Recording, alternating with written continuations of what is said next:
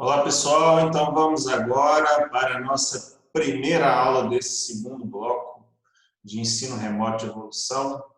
No primeiro bloco, a gente fez uma breve revisão do que a gente já tinha visto. Agora, a gente vai começar a ver conceitos novos, coisas que a gente ainda não tinha visto no ensino presencial. Porém, a gente continua estudando os fatores microevolutivos. O que são fatores microevolutivos mesmo? São todos aqueles fatores que fazem os alelos, os genótipos e, consequentemente, alguns fenótipos dos indivíduos numa população variarem com o tempo ao longo das gerações, e isso que a gente chama de microevolução, ou seja, a evolução no seu nível mais básico, que são as populações, né? A gente já viu que Darwin postulou, e a gente assume isso até hoje, que a evolução acontece dentro das populações, né? São as populações que se modificam ao longo do tempo, e essas modificações são passadas para as próximas gerações se elas estiverem como base no material genético, ou seja, só são passadas para as próximas gerações as modificações nos genótipos e nos alelos. Então, foi por isso que a gente aprendeu no bloco passado tão importante estudar a frequência alélica e genotípica, porque são elas que moldam a evolução nas populações.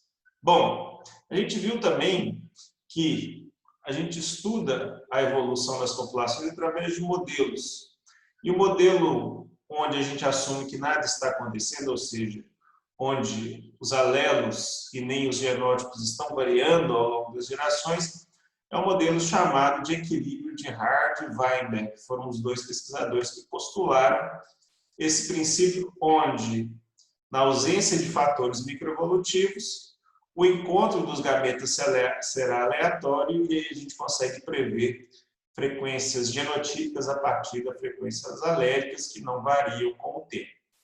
Bom, hoje a gente vai começar a incluir fatores que furam o equilíbrio de Hard-Weinberg, o equilíbrio ali evolutivo. Então, hoje nós vamos ver nesta aula dois fatores que são capazes de alterar a frequência de alelos e de genótipos nas populações. A gente viu que são 5 fatores na última aula. Se não lembram, volta lá na última aula e dá aquela revisadinha sobre os 5 fatores que eu falei assim, brevemente. E agora nós vamos ver cada um desses fatores em detalhe. E hoje nós vamos ver 2 desses 5 fatores. Mutações e migrações. O papel de cada um desses fatores na modificação das populações com o tempo, ou seja, na evolução das populações, na microevolução das espécies.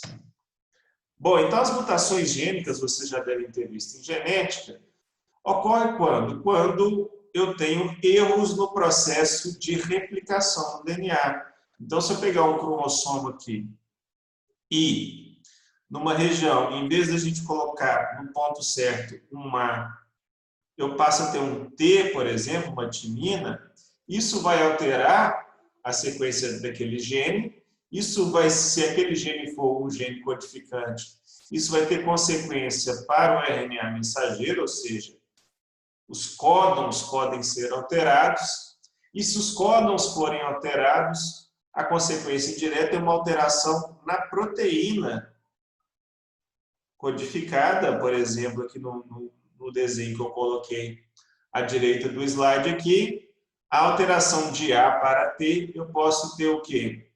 A mutação transformando o quê? De ácido glutâmico, o glutamato, para valina. E aí toda proteína pode ter a sua estrutura alterada, gerando mudanças fenotípicas. Aqui é um exemplo clássico do quê? Das hemácias falciformes causadas por uma mutação genética. Isso acontece no homem, isso é de verdade. Então, a alteração de uma moléculazinha, uma adenina, por uma timina, causa toda uma cascata de modificações, né? Mudança no DNA leva a mudança no RNA, mudança no RNA leva a mudança na proteína, e a proteína alterada pode ter uma uma alteração fenotípica que, nesse caso, foi a mudança na morfologia e, por consequência, na estrutura da hemácia e formando uma síndrome chamada anemia falciforme, onde a capacidade daquele indivíduo de produzir hemácias normais é alterada. Bom, então, as novas variações, ou seja, novos alelos nas populações e, por consequência, novos genótipos, só surgem quando acontecem o quê? Mutações novas. Então, a cada mutação, eu estou transformando um alelo num outro alelo. Se eu tiver uma população ideal aí, onde nenhuma mutação tivesse acontecido num gene qualquer, o que pode acontecer? Quando ocorre uma mutação, surge um novo alelo, e assim por diante. Então, o grande peso das mutações gênicas nas populações nem é alterar a frequência dos alelos, nós vamos ver mais para frente, mas a grande consequência das mutações é a origem, ou seja, é a fonte de novos alelos. Então, novos alelos numa população vão surgir por mutações, ou, daqui a pouco nós vamos falar, ou pela entrada de indivíduos com novos alelos através das migrações. Mas dentro de uma população, dentro dos indivíduos de uma única população, novos alelos, nova variação só surge quando acontecem o quê? Mutações gênicas. Então, o grande papel das mutações no processo microevolutivo é a fonte, né? As mutações são fonte de novos alelos. Novos alelos só surgem porque processos mutacionais, ou seja, eventos de mutação estão acontecendo na população. E eles vão sempre acontecer. Ok? Então, quando eu tenho uma população e ela, num determinado gene, um alelo está fixado, ó, um termo novo. O que é um alelo fixado? É onde só tem aquele alelo. Então, se eu pegar esse desenho aqui, ó, mais para a esquerda do desenho, eu vejo que os meus insetos, todos eles para o meu GNA, só tem um alelo, que é o alelo azinho. Então, todos são homozigotos para azinho, azinho. Porém, durante o processo de produção de gametas, por algum motivo qualquer, ocorreu uma mutação gênica. E aí surgiu-se um novo alelo, o alelo azão.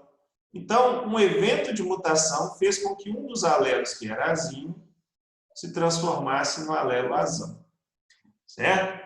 Então, entra um novo alelo no pool gênico. Aí a gente vai lembrar de novo desse termo pool gênico.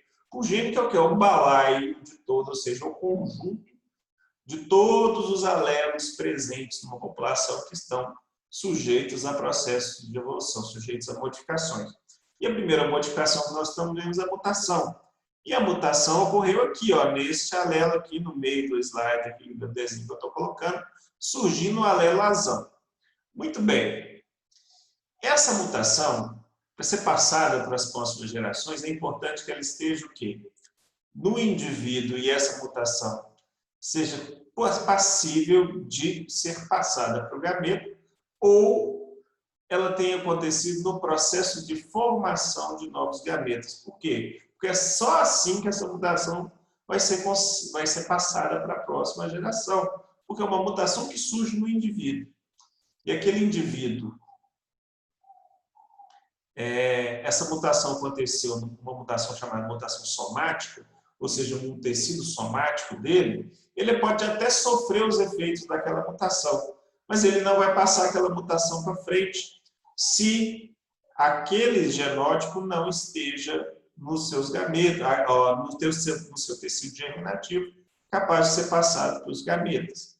Então, aqui nesse exemplo, eu tive o cuidado de colocar o quê?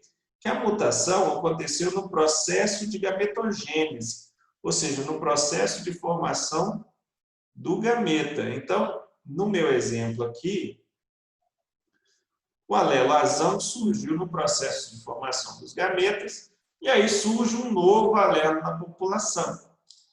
Eu vou adiantar aqui, então, que para que esse alelo ainda persista, ele ainda tem que o quê? encontrar um outro gameta para formar um zigoto. Então, primeiro, uma mutação pode acontecer no tecido somático e aí ela não vai ser passada para frente e, por consequência, não vamos computar ela no processo evolutivo. Segundo, ela pode até estar representada nos gametas, mas se essa nova mutação não encontrar um outro gameta para formar um zigoto, aquele alelo vai ser perdido. Então, mais uma forma de um novo alelo ser perdido no processo evolutivo. A gente vai ver o efeito disso daqui a pouco. Bom, e no caso de a mutação acontecer no tecido germinativo a ponto de ser representada nos gametas e esse gameta com alelo novo encontra um outro gameta, aí sim eu vou tê-lo representado na próxima geração na forma de um novo genótipo, ok? E aí, o que vai acontecer com a frequência do alelo que dominava, daquele alelo que só existia dele? Vai diminuir um pouquinho e eu vou ter uma pequena quantidade desse novo alelo, porque a mutação, se ela aconteceu no processo de formação do gameta, vai ter um ou dois. Se ela aconteceu no tecido germinativo, vai depender de quantos gametas foram formados ali naquela leva, e se esses gametas encontrarem um par ali para formar um zigoto, elas vão ser representadas na próxima geração, né? Formando um novo genótipo. O que vai acontecer com esse novo genótipo? Só a seleção e os outros fatores vão me dizer, né? Então, falando um pouco dos modelos matemáticos por trás da mutação, aqui na parte de baixo do slide, a gente tem um termo, então, que se chama taxa de mutação. O que é a taxa de mutação, então, gente? É a frequência, ou seja, é a quantidade de novos alelos por mutação é que surgem, a taxa, ou seja, a proporção de novos alelos que vão surgindo por mutação a cada geração.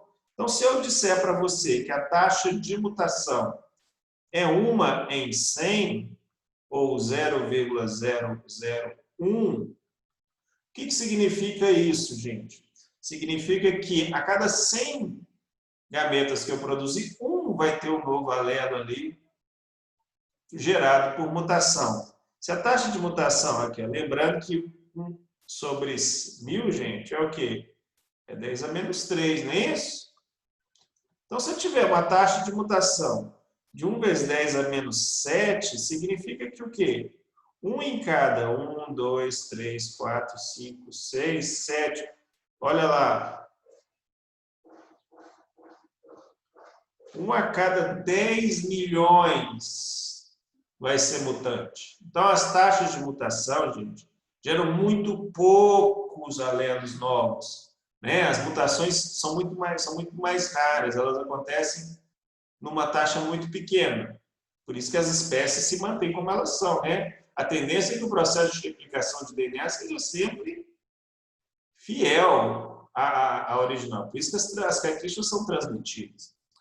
Porém, algumas alterações podem acontecer e aí surgem as mutações, mas as taxas são bem baixas. Então, é difícil você dizer que as taxas de mutação são capazes de alterar a frequência dos alelos. Por quê? Porque elas são bem baixas, certo? Então, a gente fala que a mutação das populações, na verdade, geram novos alelos. E quem vai aumentar a frequência deles depois que eles persistem como novos genótipos na população, são todos os outros processos microevolutivos. Ok, gente? Então, o conceito que eu queria colocar para vocês agora é o conceito de taxa de mutação. Então, o que é a taxa de mutação? É o quê? Ela representa a proporção de novos alelos mutantes que eu estou inserindo na próxima geração, ou seja, de novos alelos que estão surgindo. Então, se eu tenho uma taxa de mutação de 1 vezes 10 a menos 6, né, a taxa de mutação que a gente chama de, essa letra grega aqui, ó, Mi, então, se eu disser que a taxa de mutação de 1 vezes 10 a menos 6 é igual a 1 sobre 10, com 6 zeros aqui, significa que o quê?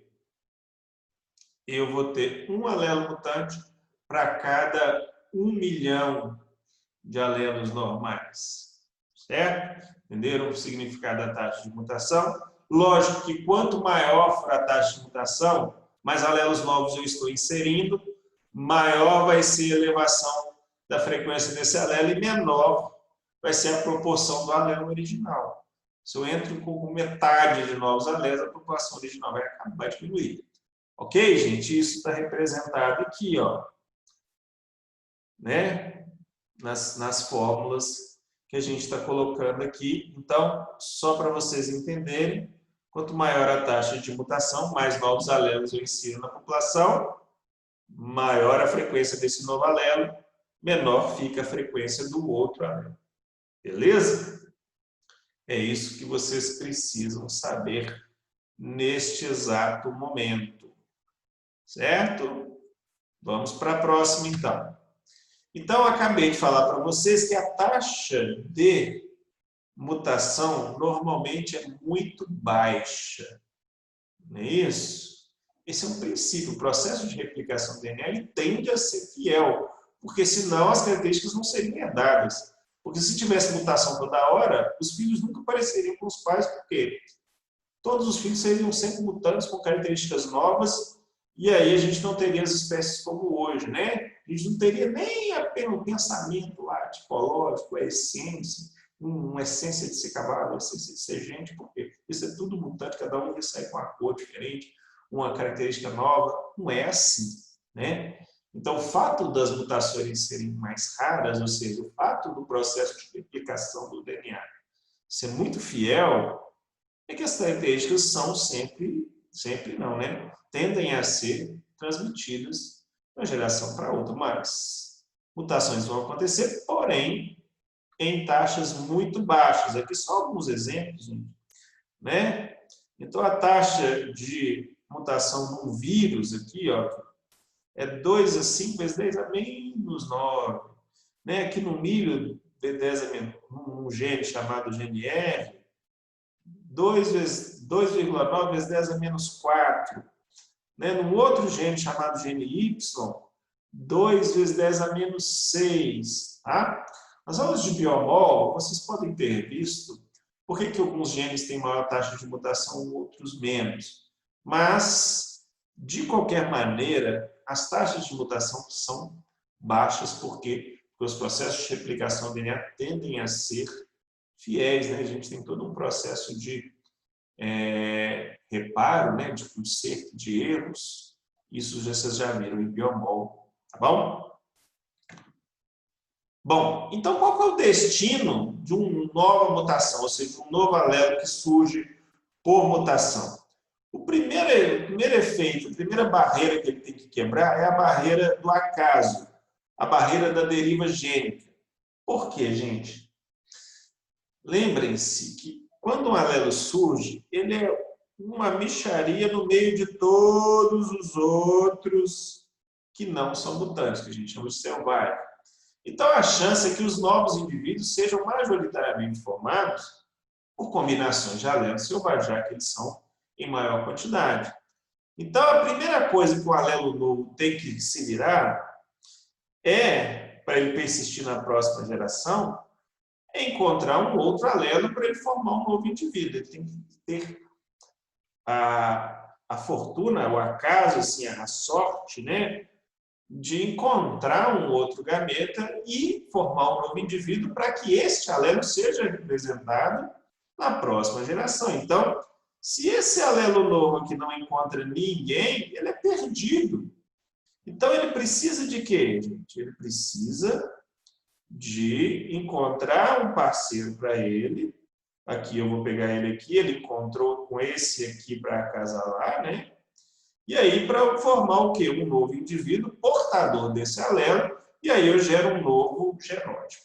Pronto.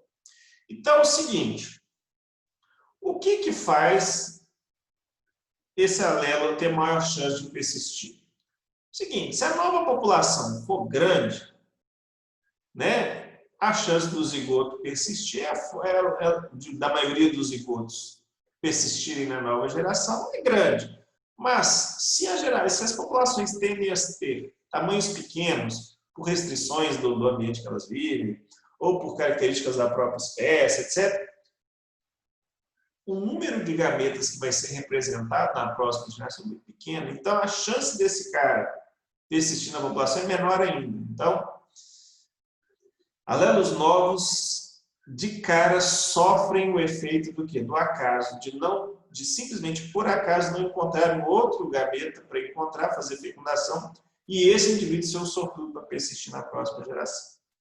Além do efeito da deriva, tem o efeito da seleção natural, né? Se aquele novo alelo, se aquela mutação causa um efeito negativo, igual eu mostrei no início da aula, que a mutação pode levar a uma hemácia mal feita e o indivíduo vai sofrer com anemia, o que acontece? Esse indivíduo que sofre com anemia, ele vai ter problemas de persistir numa população natural, e aí a tendência é ele não se reproduzir, né? E o que acontece? O alelo morre junto com o seu portador, e aí o alelo não persiste na população. E a gente vê, gente, que a maioria das novas mutações não vão trazer efeitos benéficos. E aí o que eles vão fazer? Eles vão ser varridos pela seleção natural. Então, os alelos novos, eles precisam o quê? Ter, pelo menos, ser uma mutação que vantajosa, porque as mutações danosas têm dois fatores contra eles. O primeiro é a deriva, que é a força do acaso, e formando um novo zigoto. E esse zigoto sendo colocado à prova da seleção natural, se ele é colocado à prova da seleção natural for um indivíduo desvantajoso, a seleção também vai jogar ele para fora. Então, ele vai ser rapidamente varrido. Numa segunda situação, que é essa aqui do meio, né, a situação 2, a mutação é vantajosa, né? Mas se, pensem comigo, a vantagem dele não confere habilidades especiais o suficiente para aquele indivíduo, para que ele não possa ser varrido da população, ele vai ser eliminado por deriva. Então, o que acontece? A vantagem tem que ser maior do que o efeito da deriva para que ela persista na população, principalmente se as populações forem pequenas, porque quanto menor a população, nós vamos ver mais para frente, maior é o efeito do acaso. E em casos onde eu tenho populações pequenas, e aí a deriva vai ser forte, e a vantagem que ela confere é bem pequena, a tendência é que ele seja perdido. Então, gente, ela vai perdurar na população com maior probabilidade, com maior chance, se a gente tem esses 3 cenários, em qual deles ela vai conseguir se dar melhor, gente? Essa aqui é quando os dois estão contra. A tendência, então, aqui é o quê? Não se dá bem. Aí sobra 2, na mutação vantajosa. No caso do centro aqui da figura, eu tenho grande vantagem e menor poder de deriva. Do outro lado, eu tenho um grande efeito da deriva, porque as populações tendem a ser pequenas, e o efeito é pequeno. Lógico, então, que o quê? Onde ela vai se dar melhor é na situação do centro aqui, onde o efeito deriva é pequeno e o efeito da vantagem é grande. Ok? O que acontece com todas as mutações que existem no mundo, que surgem a todo o tempo e que geram novos genótipos? São colocadas a esse tipo de prova aqui, onde elas vão cair, gente, em uma dessas 3 situações com maior ou menor grau, né? A deriva pode atuar a favor, atuar contra, mas em menor efeito. Ela pode atuar contra em maior efeito. A seleção pode atuar a favor, mas em menor efeito. A seleção pode atuar a favor em maior efeito. E tem um caso onde a seleção joga contra e a deriva ajuda a jogar contra para empurrar o novo alelo para o buraco. Então, gente, por mais que surjam muitas mutações, olha só, já não se surgem muitas mutações. E muitas das mutações que surgem não persistem na população por causa desses fatores que eu acabei de explicar. Então, os novos alelos que surgem na população são rapidamente colocados à prova de seleção e deriva. E muitos deles não vão o quê? Se manter nas populações. Então, é importante que o quê? Mesmo que a população seja vantajosa, ela tem que ter a chance de persistir. Mas se a deriva for forte, ela não persiste. E vamos lembrar aqui que o grande efeito da deriva gênica é a população ser pequena. Então, populações pequenas não dão chances para novas mutações boas, porque elas têm um efeito pequeno e menor do que o da deriva. Então, esse é um problema sério, populações ameaçadas de extinção, onde o tamanho das populações são muito pequenas, e aí coisas boas de pequeno efeito vão sendo perdidas pela deriva, porque as populações são pequenas. Ok?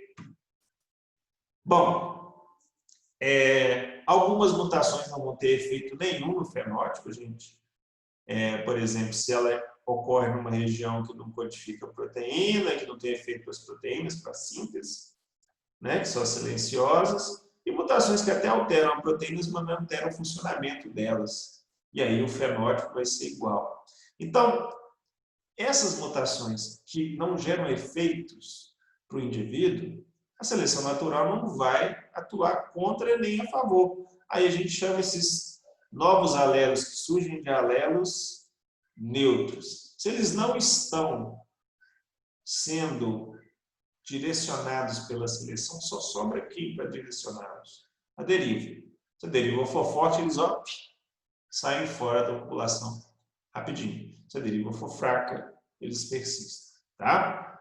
Então, gente, essa é uma das coisas que a gente usa para saber se a deriva está atuando forte ou fracamente nas populações. Se tem muitos alelos neutros, significa que a deriva está fraca.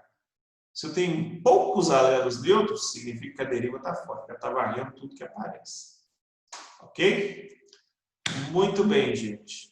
Então, existem duas coisas. A taxa de mutação, que é a taxa de surgimento de novos alelos, que eu já expliquei, porém, nem todas ficam na população como novos alelos, ou seja, nem todos são fixados e participam do processo evolutivo.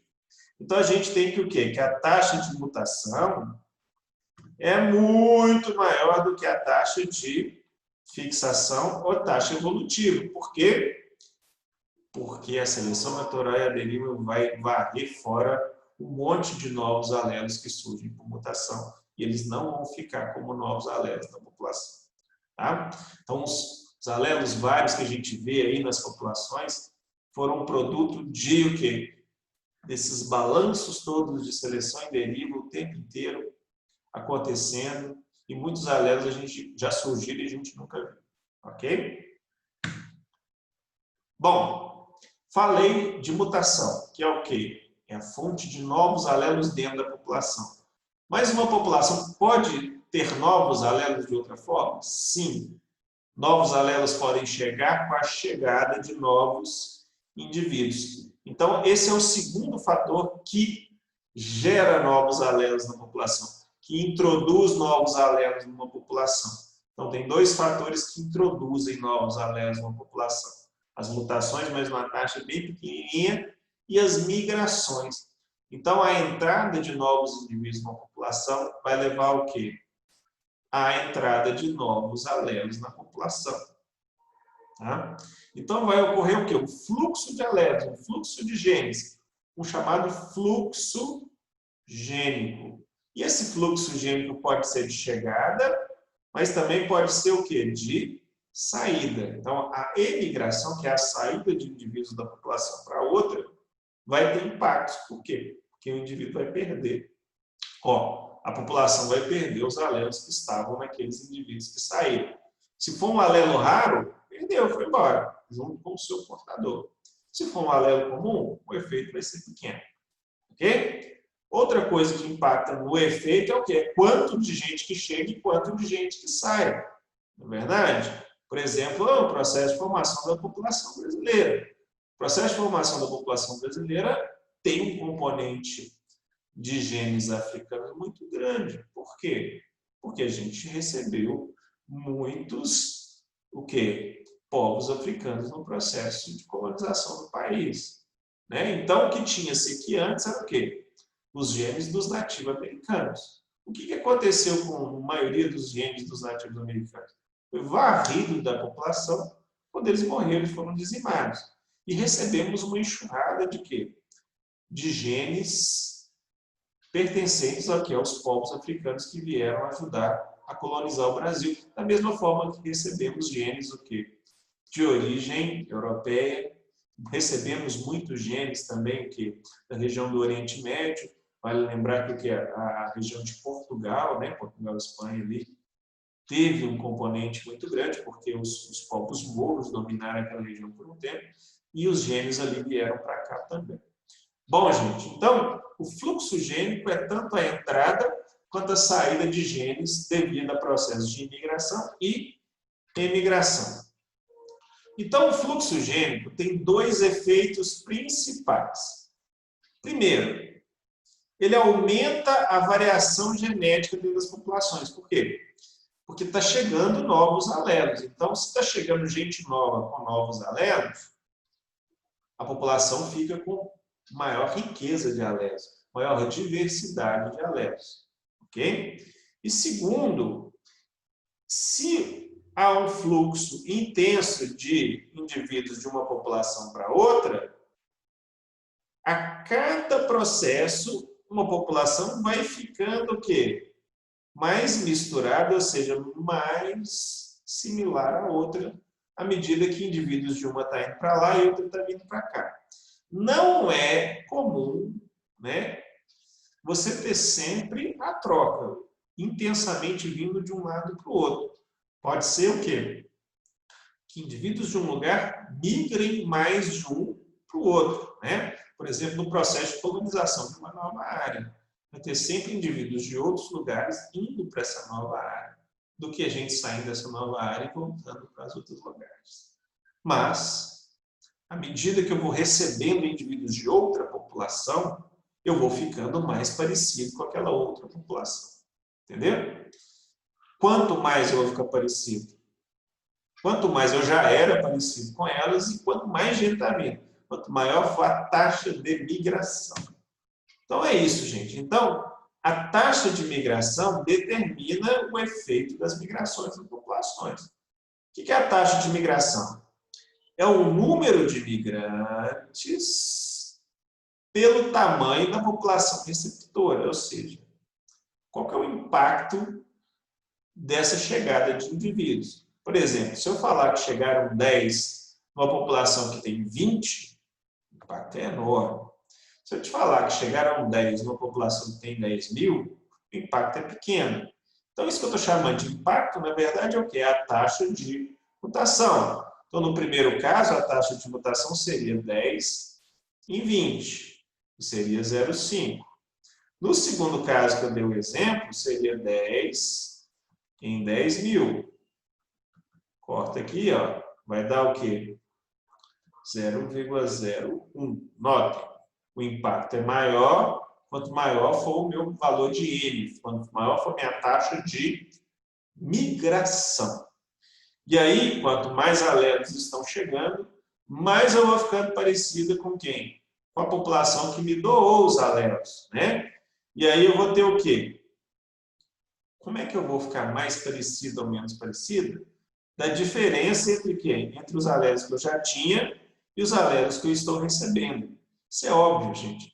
Se são duas populações muito distintas, com histórias muito distintas, alelos muito diferentes, a chegada de alelos de uma população para outra vai ter um impacto de diversidade muito grande. Agora, se essas duas populações já eram muito parecidas, o que tem aqui basicamente é o que tem aqui, a chegada de gente para cá vai ter um impacto muito pequeno. Então, não só a quantidade de gente que está passando, mas também o que? O quão as duas populações, a 1 e a 2, são diferentes. Quanto mais diferentes elas são, maior é o impacto da migração. Se elas já são parecidas, chegar e entrar gente, é tudo farinha do mesmo saco, igual a gente fala. Então, não vai ter impacto nenhum para a diversidade. Ou impacto muito pequeno. Entenderam, gente? Bom, então, quando a gente vai fazer os cálculos, a gente tem que tomar, então, como base o quê? A taxa de migração, a frequência dos alelos P e Q na população 1, mas também a frequência dos alelos P e Q na população 2. Não é isso? Então, por exemplo, se numa população 1, a frequência de um alelo é 0,9 e do outro alelo é 0,1, lógico, não é isso? Na população 2, a frequência deste mesmo alelo for 0,9 ou 0,1 e na outra vai ser 0,9, o que acontece, gente? Significa que essa população 1 aqui, ó, é muito diferente da população 2. Então, o impacto das migrações pode ser grande. Quão grande vai ser o impacto da passagem de indivíduos de 1 para 2? Vai depender do M, ou seja, de quanto está passando de um lado para o outro, que é aqui a base das nossas continhas. É isso? Então, não vamos entrar aqui em detalhes sobre a forma de calcular, mas o que vocês têm que entender principalmente é a lógica por trás dos cálculos. E as lógicas por trás do cálculo é essa. Conta a taxa, ou seja, o quanto que está passando um para o outro, e conta quanto de diferente uma população é da outra. Então, vai contar a frequência de um alelo P na 1 e na 2. A frequência do alelo Q na 1 e na 2, que é o que está sendo representado na fórmula geral. Ok, gente? Muito bem. Então, nesta aula, nós vimos 2 efeitos. E esses 2 efeitos eu coloquei eles juntos porque são os fatores que introduzem nova variação dentro das populações. Se essa nova variação é gerada lá dentro, é por causa das mutações. Mas, além das mutações, a chegada de novos indivíduos com alelos diferentes também pode mudar, pode gerar diversidade, gerar mudança na frequência dos alelos numa população. Então, ela é também um fator microevolutivo. Ok, gente? Estudem os materiais que estão colocados lá também, tá? Eles estão um pouquinho mais complicados do que essa aula. Eles fazem as deduções das fórmulas, etc, etc. Mas a lógica é o que eu quero que vocês peguem, né? O efeito das mutações, o efeito da migração, o que pesa em cada coisa, tá bom? Então é isso aí. A gente se encontra na próxima aula, no qual eu vou falar sobre mais 2 fatores microevolutivos, a deriva gênica e a endogamia. Ok? Abraço para todo mundo e a gente se encontra na próxima aula. Ou, se você estiver com dúvida, volta para a anterior e assiste tudo de novo. É bom que eu vou ganhando mais views, né? Tem que ver a maior competição aí de professores aí. Quem tem mais views nas suas aulas? Olha só que bobagem. Mas, enfim, professor é bobo mesmo. Abraço para todo mundo. Beleza.